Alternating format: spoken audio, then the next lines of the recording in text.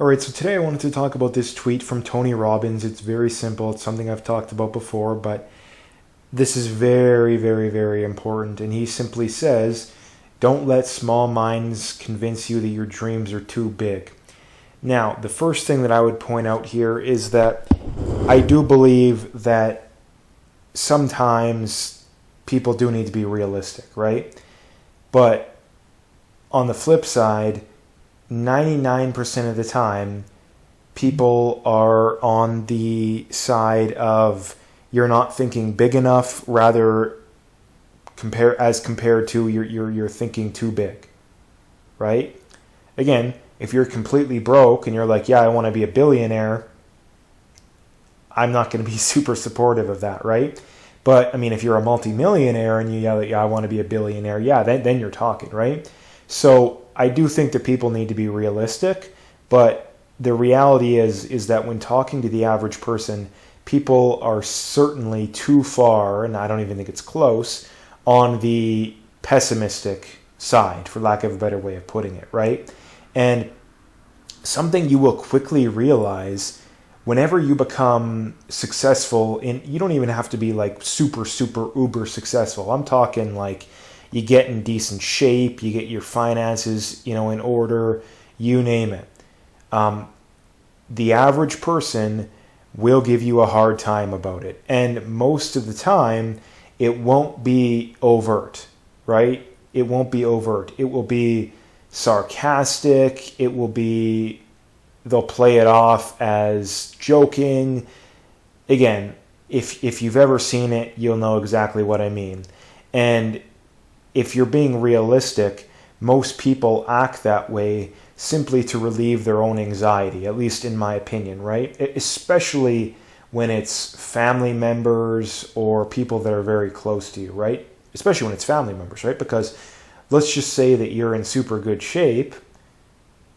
Your family members don't really have the excuse of, oh, it's my genetics, that's why I don't look good or why I'm fat. They don't really have the excuse of, oh, whatever, I had this happen as a kid or that happened as a kid. Like, people, you don't get that excuse, right? When you come from a family of broke people and you decide to get your finances in order and you become wealthy, you'll quickly realize that a lot of people will not be happy for that, right? And again, it's something you have to be very careful with. But the good thing about this is that you can tell right away when you're improving yourself in any endeavor when average people give you a hard time about it, right? I mean, even in work, right? I mean, most people, their goal with their job is to do the least amount possible to get by, right? Most people's goal is to do just enough so that they won't get in crap from their boss, right? That's most people. And to me, that's like a foreign concept, right? Now, again, I know that there's people who are in dead-end jobs, but again, it still doesn't make sense to me to show up and half-ass things. Like, personally, I don't care what it is. Like, if you're going to half-ass it, what's the point of even doing it? Again, just my opinion. It doesn't matter what it is, right? Most people do not hold that opinion. Now, again, I'm not saying you're 100% balls to the wall all the time, but to me it makes, and this is something I notice all the time in the gym, it's like, now again, if you're 60, 70 years old, yeah, you're not going to be training to put on a bunch of muscle or to be able to run a marathon or whatever. I mean, maybe run a marathon, but not super quick, right? Your goal is probably simply to maintain, right? But something that you realize when you've been in gyms long enough is probably 95% of the people in there make very little progress.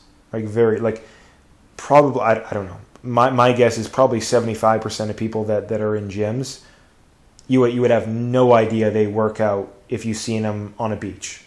Like, no idea. Maybe even 80%, right? And again, to me, that's just, and again, am I the best, most muscular person in the world? No. But at least you can tell, right? At least people tell you every now and then, right? For lack of a better way of putting it. And again, like I say, I'm not saying that everybody needs to be the most in shape person in history, fitness magazine cover person type. But again, it just boggles my mind how people get in there every day or most days and half-ass it, right? It boggles my mind that people work out all the time, but yet they don't have at least a semi-serious diet, right? It's just a foreign concept to me. Like I said, it's also a foreign concept to me that you would show up at your job every day and do just enough to get by. Like, again, just a foreign concept to me, right? And again, in my experience, most people are in that category. I mean, I would say there's more people that they're not even doing just enough to get by, right? They're doing just enough to not get fired. And I mean, to be frank, a lot of people, a lot of people out there probably should be fired. But again, management's like, okay, well, if we fire them, we're going to have to hire someone new. And that's a big headache as well, right? The people that go above and beyond, that's maybe 5% of the population, maybe 10%, right? Like, I mean, if you look at the top, I mean, again, the old adage is the square root of any, like, if you take 100 salespeople, the square root will produce half the value, right? So again, if you're in an organization let's take that has 1,000 salespeople, well, 10 of those are going to be making 50% of the sales, right? Now, again, if you've ever worked a sales job that has a significant amount of other people, you'll quickly realize that the top people are dominating, right? Look at sports. The top people dominate, right? Now, again, how do we tie this all in together? We tie this all in together in that those people are people that do not take no for an example.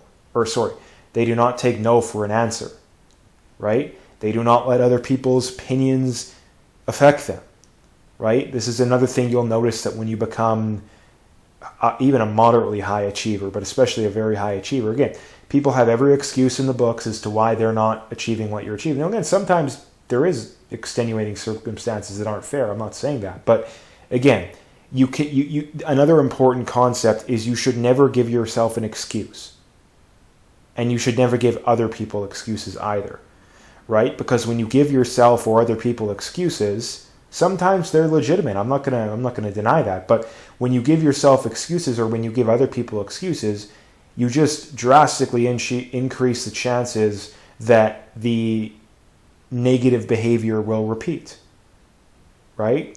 So another very important concept is do not give yourself an excuse and do not give other people an excuse, because you just drastically increase the chances that failure will continue, right?